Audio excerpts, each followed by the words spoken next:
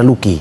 Seperti tadi yang kata dokter bahwa ketika dia membuka baju ada beberapa lebam yang ada di dalam atau terdapat di tubuhnya. Menurut Anda bagaimana kesaksian ini bisa pada akhirnya nanti mempengaruhi tuntutan kepada para terdakwa? Ya, jadi kehadiran dokter forensik. Nah, dokter forensik untuk melihat suatu visum. Ya. Visum dihadirkan sebagai bentuk kepastian luka, kepastian kematiannya. Nah, gitu loh. Oleh karena itu dari luka-luka yang ditemukan dalam jasad yang bersangkutan, nanti akan dilihat di cross check. Lukanya kenapa? Oh, kena sabetan. Oh, kena tusukan dan sebagainya. Itu memastikan bahwa pada tuntutan nanti bahwa kematian Prada Luki adalah karena penganiayaan yang menyebabkan matinya orang lain. Penganiayaan apa? Karena luka-luka. Luka karena apa? A, B, C dan sebagainya. Dengan demikian ini untuk memastikan tuntutan, sehingga yang akan memastikan juga bagi hakim akan memutuskan bahwa ternyata terdakwa terbukti melakukan penganiayaan yang menyebabkan matinya orang. Nah, disinilah saya kira suatu bentuk yang akurat dan tidak terbantahkan dari objek jasad dan kemudian dibuka bukti-bukti forensik yang sedang disampaikan pada dokter yang bersangkutan. Oke, Prof, tapi salah satu dokternya tadi mengatakan bahwa untuk mengetahui kematian pasti dari Prada Luki ini harus dilakukan otopsi, bahwa yang sampai saat ini didiagnosa adalah gagal napas. Nah, apakah memang sebenarnya kita bisa mengetahui bahwa lebam yang ada dalam tubuh Prada Luki tersebut merupakan hasil dari penganiayaan dan bisa memperkuat tuntutan tersebut? Iya, otopsi adalah sebagai bedah mayat. Otopsi adalah sebagai bentuk objektivitas, ada otopsi forensik, ada otopsi klinik, ada otopsi kaitannya pembelajaran. Nah, dalam hal otopsi forensik ini juga untuk memastikan penyebab matinya apa.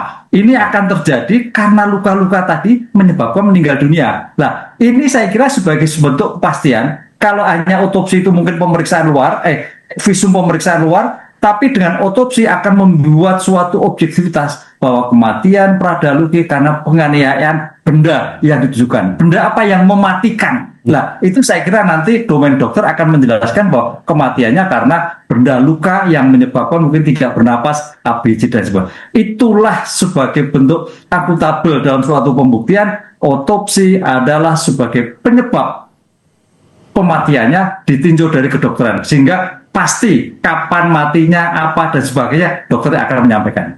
Oke, Prof, seberapa penting sebenarnya kalau kita lihat kesaksian dari para dokter ini, karena mereka adalah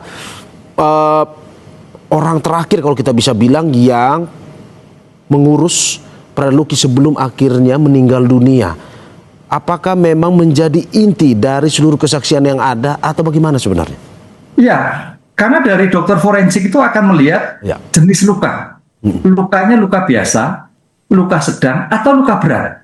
Dalam hal yang mematikan ini masuk mungkin kualifikasi luka berat.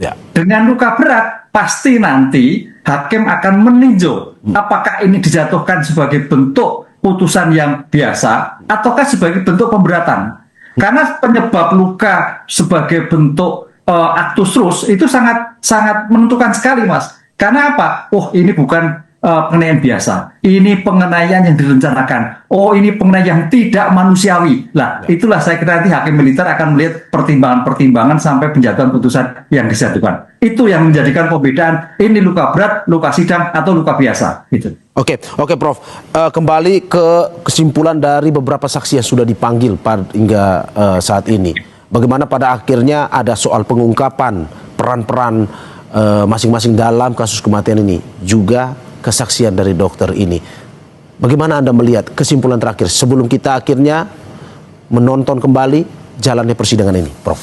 Ya, dengan kesimpulan terakhir ini akan dalam suatu pembuktian itu kan jantungnya sebagai bentuk memproyeksikan di antara keterangan saksi dengan alat bukti dan keterangan dokter. Apakah dari keterangan-keterangan saksi dan bukti yang ditemukan dalam persidangan sinkron di dalam surat dakwaan yang dilakukan oleh penuntut umum. Itu yang menjadikan membuktikan. Karena jangan sampai, oh ternyata surat dakwaannya obskur. Lah, ini fatal. disitulah yang saya kira menjadikan mengungkap kembali bukti-bukti sampaikan ke transaksi dikonfrontasi dengan bukti. Karena namanya suatu visum kadang-kadang juga bisa beda. Di dalam visum misalkan kenanya benda tajam, tapi tidak ditemukan benda tajam. Nah ini jadi perdebatan. Mudah-mudahan kasus ini karena lokus dan tempus legis jelas, dokter akan bisa menjelaskan, saksi akan menjelaskan, sehingga semua menjadikan terang benderang penyebab kematian dari Pradaluki yang bersangkutan. Oke, terima kasih ahli hukum pidana Universitas Jenderal Sudirman Hipnu Nugroho.